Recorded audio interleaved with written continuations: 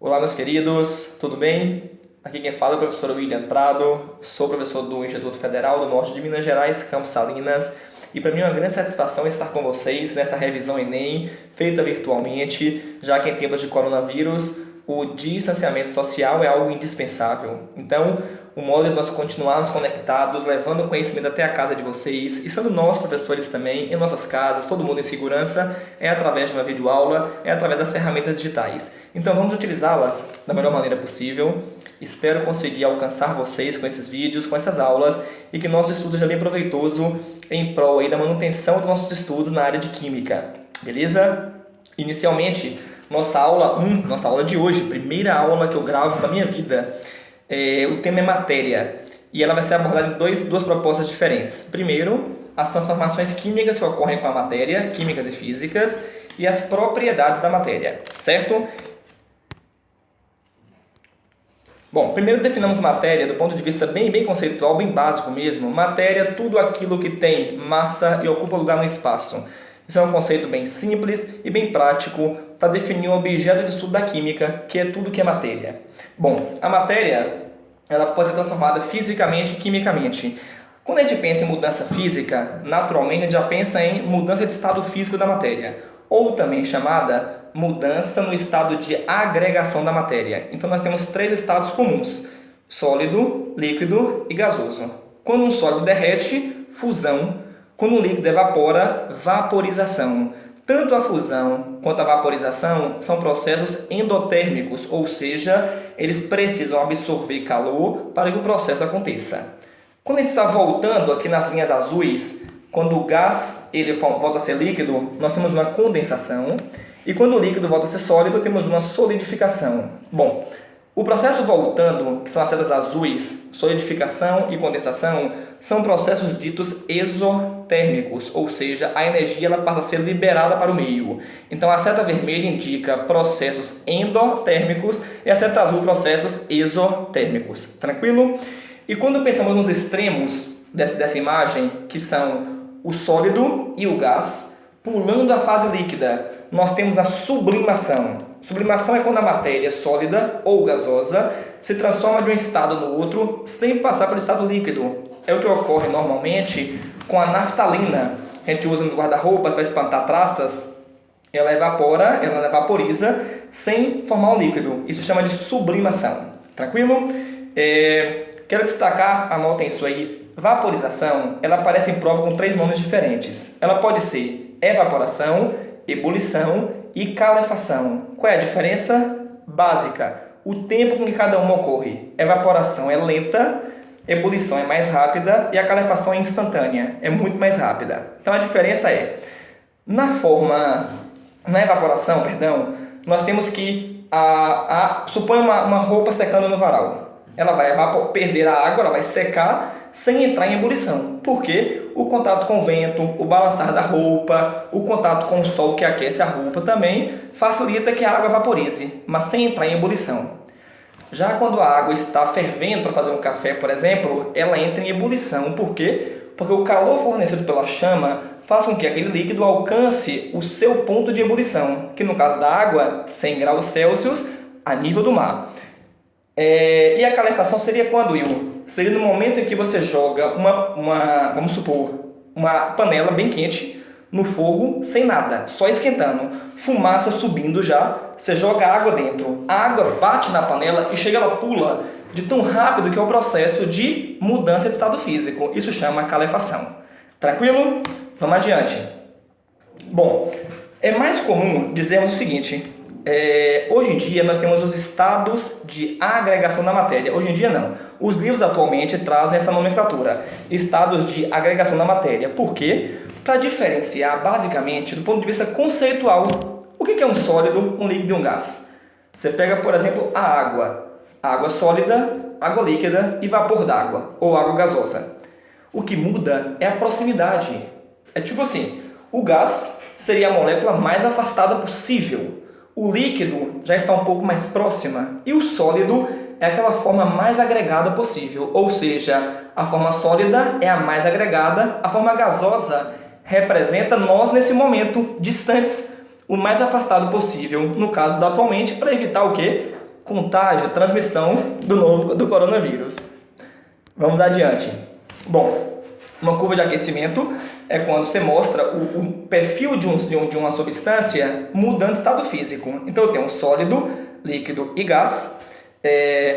Os processos de mudança de estado físico, temos aí a fusão e a vaporização, solidificação e a condensação, que são as 4 transformações, lembrando que ainda há a sublimação, que seria quando o sólido vira um gás de modo instantâneo, sem passar pela fase líquida. Queridos, o Enem gosta de falar de mudanças químicas e físicas, de transformações químicas e físicas da matéria. Isso é bem interessante.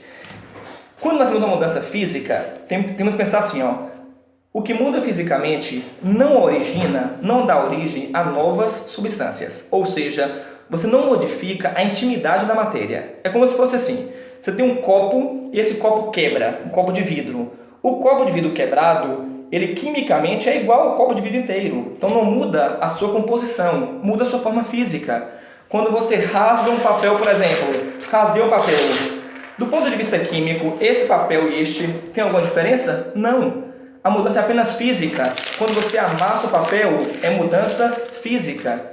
Quando você derrete a água, ou seja, fusão, gelo derrete e vira água líquida. Muda a composição? Não. A água continua sendo água. Agora, quando você tem uma mudança química, tem que pensar no seguinte: toda transformação química vai dar origem a novas substâncias. É um processo no qual você tem reagentes, inicialmente, setinha, produtos.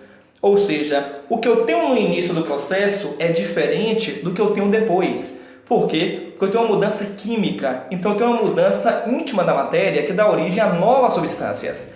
Claro, vale lembrar que não se perde nada na matéria. Continua tudo igual em termos de proporção. Porém, muda-se a substância, dá origem a um novo composto químico. Isso é uma mudança química. É como pensar assim, para trabalhar os dois ao mesmo tempo. Pega um tronco de árvore, já cortado, e pega esse tronco e transforma ele numa porta ou em uma cadeira, por exemplo. Transformar um tronco de uma árvore em uma porta ou em uma cadeira é uma mudança apenas física. Por quê? Porque a madeira continua sendo madeira. Agora, se uma padaria, uma pizzaria, alguma empresa compra essa madeira para queimá-la e gerar calor, é uma mudança química. Por que química? Porque a partir do momento que você queima a madeira, dá origem a novas substâncias. Ou seja, queimou celulose, que é a madeira, queimou carbono, vai gerar o quê? Gás carbônico. Uma observaçãozinha aí, puxa um pouquinho para efeito estufa e pesquisa sobre isso. Efeito estufa e a relação com gás carbônico. Vamos continuar aqui? Pronto, aqui a imagem, um copo quebrado, você tem uma floresta queimando, olha a diferença, olha se muda a composição química ou não. Então é bem simples diferenciar uma transformação física de uma química. Vamos adiante. E a diferença entre si? O que é uma substância química e o que é uma molécula? Queridos, minha garrafinha com água, ela está preenchida por um líquido, que no caso aqui seria a água, e eu posso dizer a vocês que isso aqui não é a molécula de água. O que tem aqui dentro não é a molécula em si. O que tem aqui dentro é uma substância, a substância água, porque quando eu falo substância, ela apresenta propriedades. Eu quero dizer o quê? Que aqui não tem uma molécula de água. Aqui existem milhares de moléculas de água. E é justamente a presença de várias moléculas de água em contato uma com a outra que dá origem ao quê? Propriedades. É dizer assim, a molécula é a menor partícula de uma substância, ou seja, água, fórmula química, H2O. Aqui dentro existem infinitas moléculas de água, só que ela sozinha não apresenta propriedades da matéria. Porque para que haja propriedade, gente, tem que haver interação, tem que ter contato. Então só existe propriedades da matéria, eu digo ponto de fusão, ponto de ebulição, densidade, condutividade. Só existem propriedades se houver o quê? Contato. Porque é a partir do contato que existe o quê? Interação física e química. Então, as propriedades vêm de onde? Das interações. Então, a substância química é o todo, é um copo d'água. E a molécula é apenas aquela menor partícula que tem dentro de um copo com água milhares de vezes. De acordo? Lembrando que A molécula, no caso da água, por exemplo, H2O, ela é constituída pelo quê? Pela junção de átomos. Pode ser igual ou diferente. No caso da água, eu tenho H2O, 2 hidrogênios e um oxigênio que se juntam e dá origem a uma molécula de água. Aí você pensa comigo, várias águas, entre aspas, dá origem ao quê? A uma substância água, substância química. Beleza? Bom, uma substância, ela pode ser simples ou pode ser composta. Qual é a diferença? A composição. Qual é a molécula que representa, por exemplo, o gás oxigênio, O2? Agora compare comigo. Qual é a molécula que representa a substância água, H2O? Opa! Qual é a diferença? Na substância oxigênio, eu tenho o mesmo elemento duas vezes. Oxigênio, oxigênio. Na água, eu tenho hidrogênio e tenho oxigênio. Ou seja, na composição da água, eu tenho elementos diferentes formando a mesma molécula. Então, a substância pura simples é quando a molécula é formada pelo mesmo elemento. Não importa se é um átomo, 2, 3, 4, quantos sejam.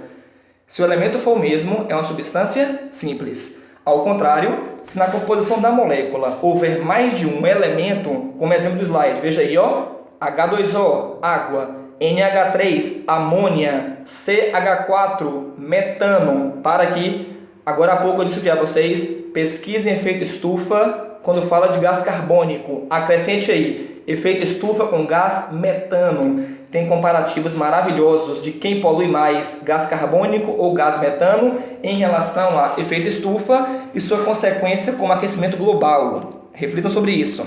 Bom, então, queridos, simples, a sua composição é formada pelo mesmo elemento.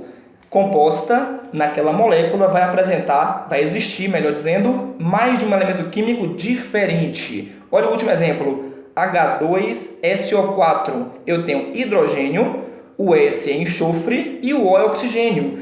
Então, nessa mesma molécula, que é o ácido sulfúrico, famosíssimo também, existem 3 elementos diferentes formando a mesma molécula. Então, a substância composta. Bom, olha a representação: gás hidrogênio, H2, oxigênio, O2, ozônio, O3. Todas substâncias simples. Por quê? Porque a sua formação molecular apresenta o mesmo elemento químico o tempo inteiro. Quando eu penso na água, no sal de cozinha, no açúcar, eu já penso em quê? Em compostos com elementos diferentes. Então eu tenho substâncias compostas. Bom, abordamos agora há pouco as substâncias puras, simples e compostas. Gente, para ser uma substância pura, primeiro, qual é o conceito? Se eu disser a vocês que essa água aqui é uma substância pura, eu estou dizendo o seguinte, que aqui dentro só existe água. Não existe nenhuma outra substância dissolvida, misturada aqui dentro. Só existe água. Porém, na natureza, quase tudo que a gente conhece são misturas. Ou seja, sistemas formados por mais de uma substância.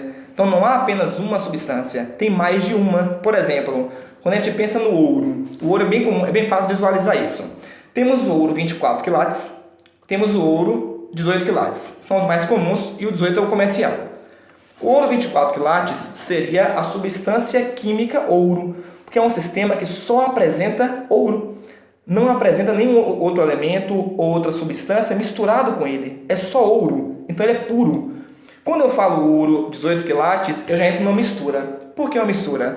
Porque além do ouro, nós temos misturado com ele ou prata ou cobre. Para que misturar o ilha cobre e prata com ouro? Para modificar suas propriedades e torná-lo mais comercial.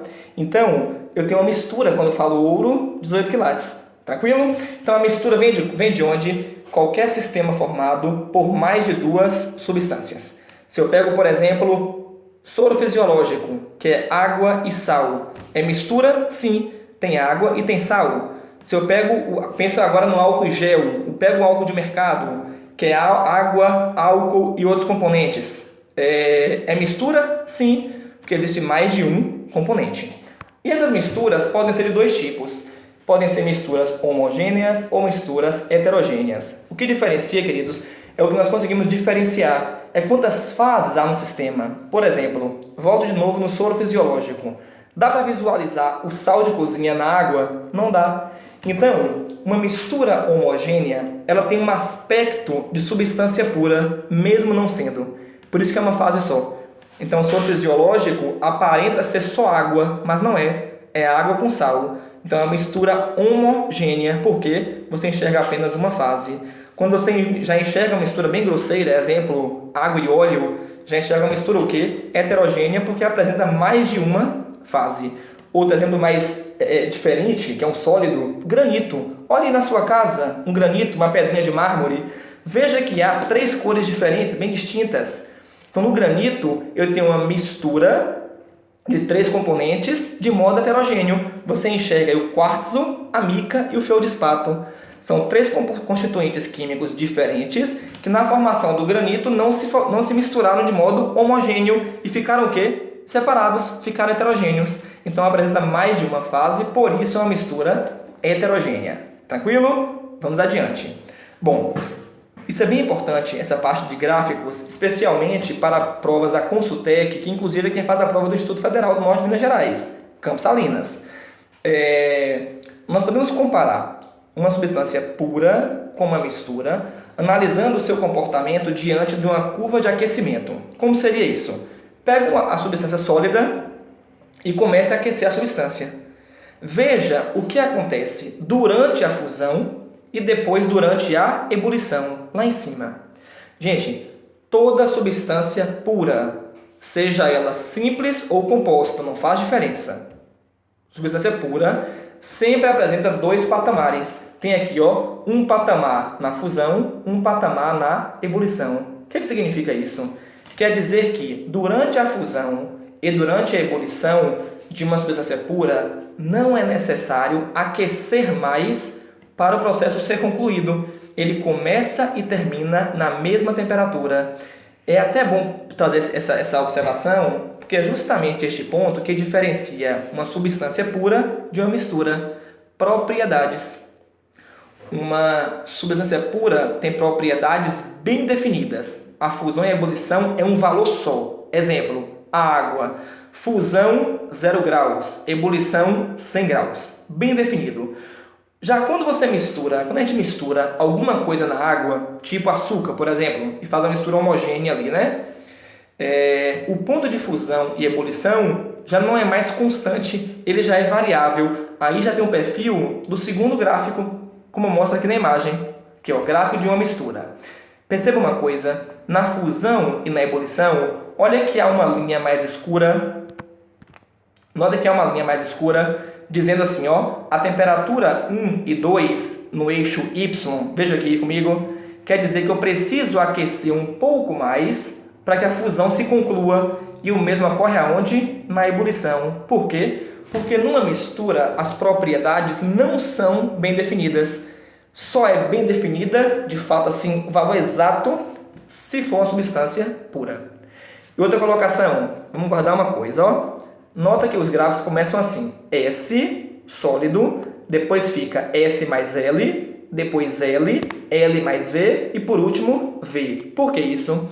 Porque durante a transição de fase, tanto a fusão quanto a ebulição, sempre coexistem 2 fases ao mesmo tempo. Então, tipo assim, entre o sólido e o líquido, na transição, não existe só sólido, nem só líquido, desculpa.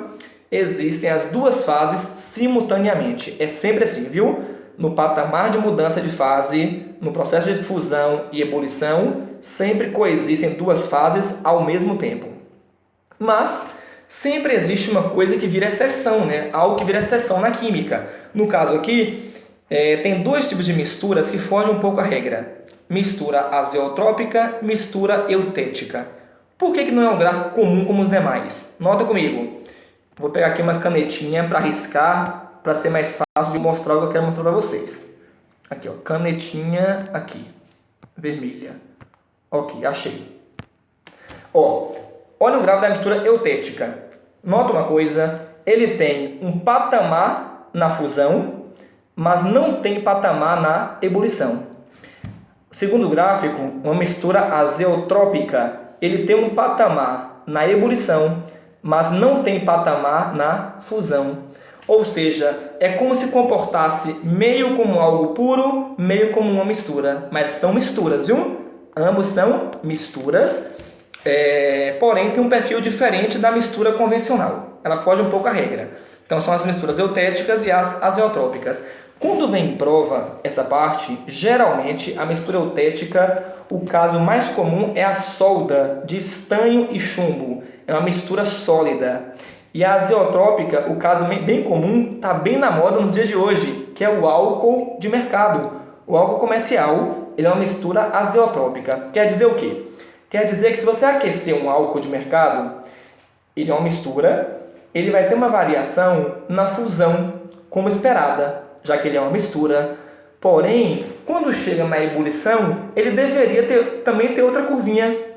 Porém, ele tem um patamar na ebulição. Por quê? Porque ele é uma exceção. Ele foge à regra do comportamento esperado das misturas. Vou voltar um pouquinho. Que é esse gráfico aqui, ó, que é o segundo gráfico, que mostra que nós não temos... Fecha esse negócio. Nós não temos... Oxe, cadê a canetinha? Aqui. Ó, não consegui riscar agora, desisto. Então, esse segundo gráfico mostra o quê? Que nós não temos patamares, porque ele é uma mistura. Então, o gráfico seguinte, que é o gráfico das misturas especiais, chamadas azeotrópica e eutética, eles fogem um pouco à regra, mas não deixam de ser misturas. Tranquilo? Vamos adiante. Meninos, propriedades da matéria. Temos dois tipos. Propriedades gerais ou específicas. Qual é a diferença? A geral é aquela que sozinha ela não permite diferenciar a matéria. Exemplo, massa e volume. Vou dar um exemplo. Suponhamos que nós tivéssemos uma garrafinha com 500 ml de água e outra com 500 ml de etanol de mercado.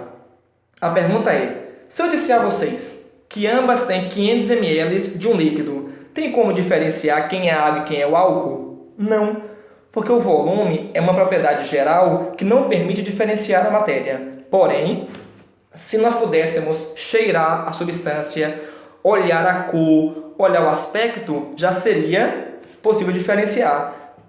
Aí nós já entramos aonde? Nas propriedades específicas da matéria. Então tem, específico é aquela que, ou de modo isolado ou de modo combinado, usando elas, nós conseguimos distinguir a matéria. Exemplo, eu posso pegar o mesmo exemplo da água e do álcool e olhar agora o odor, o cheiro. Dá para diferenciar? Agora sim, porque o odor da água e o odor do álcool é uma propriedade intrínseca de cada substância, ou seja, ela permite diferenciar. Então a gente pode usar um grupo de propriedades específicas para diferenciar a matéria.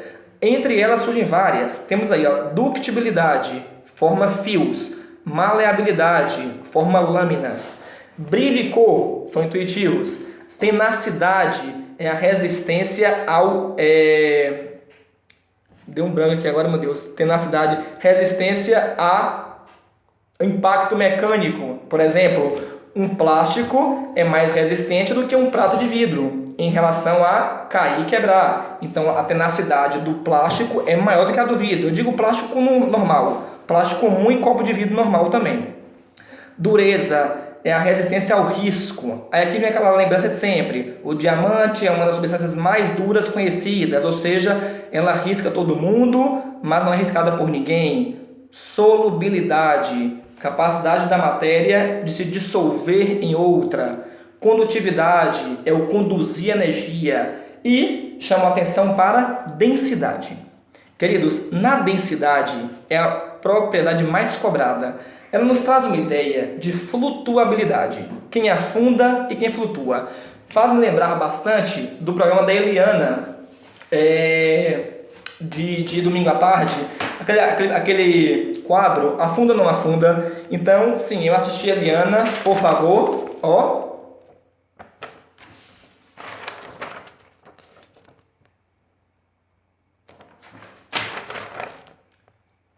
Continuando, eu tenho que densidade é isso aqui, Exemplo bem prático, bem simples. Eu tenho um copo com água, densidade da água 1 grama por centímetro cúbico. É a mesma coisa que dizer 1 grama por ml. Se eu jogo um parafuso dentro da minha água, ele afunda. Por que ele afunda? Porque ele é mais denso do que a água. Aí eu fui no meu armário de cozinha e tirei um negócio que cobre parafuso para ficar bonitinho, só para usar o plástico mesmo. Ó, para mostrar para vocês o quê? Que o plástico já boia, ele flutua na água. Isso aqui é uma noção de quê? De flutuabilidade. Ou seja, o que afunda é o mais denso, o que flutua é o menos denso. E a água, nesse contexto, seria o quê? Teria uma densidade intermediária. Bom, mas na prática isso é cobrado bastante de modo usando um cálculo, né? Que eu mostro já na sequência. Um outro conceito em relação a propriedades, que vem em algumas provas mais específicas, é falar de propriedade intensiva e extensiva. Qual é a diferença?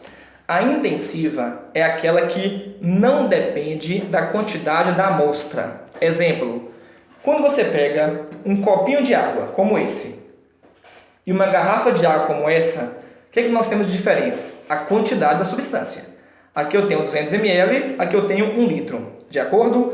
Porém, em ambos os casos eu tenho água, é a mesma substância. Então a pergunta é, o ponto de fusão e ebulição dessas águas muda por conta da quantidade? Não. O que vai mudar é o tempo com que cada uma vai entrar em fusão e ebulição, porque a quantidade de matéria é muito diferente. Então muda o tempo, mas não muda a propriedade. Isso é uma propriedade intensiva. Agora, existe um grupo de propriedades extensivas. Quais são essas? Exemplo, massa e volume. Se eu pego um pouquinho de sal, ou eu pego muito sal e eu peso da mesma massa? Não, porque a massa da matéria, a quantidade da matéria presente é diferente. Se eu pego pouco, eu vou ter menor quantidade em massa. Se eu pego muito, eu vou ter maior quantidade em massa. Então, naturalmente, a quantidade interfere em quê? Na propriedade massa, na propriedade volume, entre outras. Compreende a diferença entre intensiva e extensiva? Vamos adiante?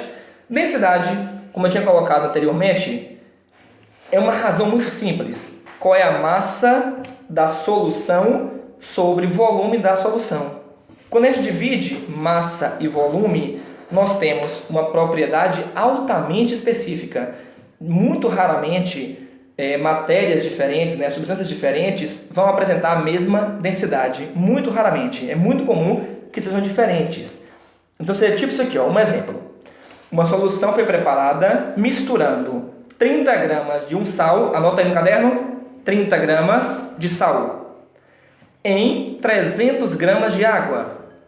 Ou seja, gente, se eu tenho 30 de sal, o sal é o soluto, a água é o solvente. O que é a solução? É a soma do soluto com o solvente, ou seja, eu tenho 330 gramas de solução.